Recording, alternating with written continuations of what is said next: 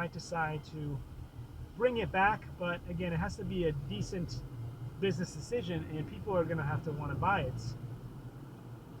I don't know. Right now, one of the problems that a lot of companies are facing is they have tried to miniaturize, as in to make things as small as possible, but what's going on right now with sensors and with all kinds of things like chips, microchips, and motherboards and all that stuff, they have now reached some kind of limit where they can't make things any smaller than they are right now without reducing the quality of performance. So, there's only so many things that you can do within a smaller frame.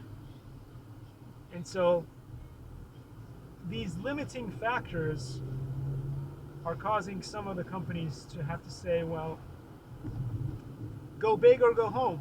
Go big or go home.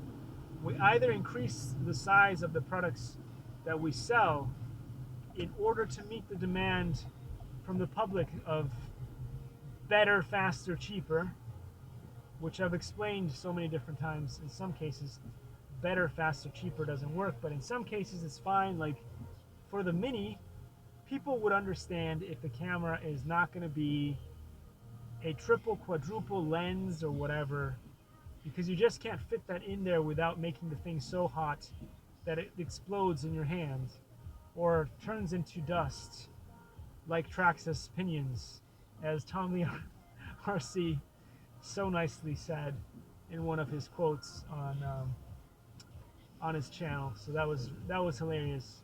Anyway, so a lot of these companies, like for instance the Avata that everybody is hating on so much.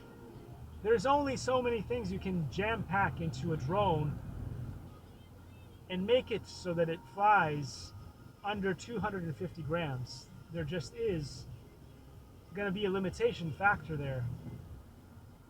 So the only way that they can make an Avata SE or something like the smaller or lighter version would be to reduce performance, either visual performance, putting in a slightly smaller camera and slightly smaller motors, and just making the whole thing a little bit smaller and lighter. Again, they could do that in some ways, but they would have to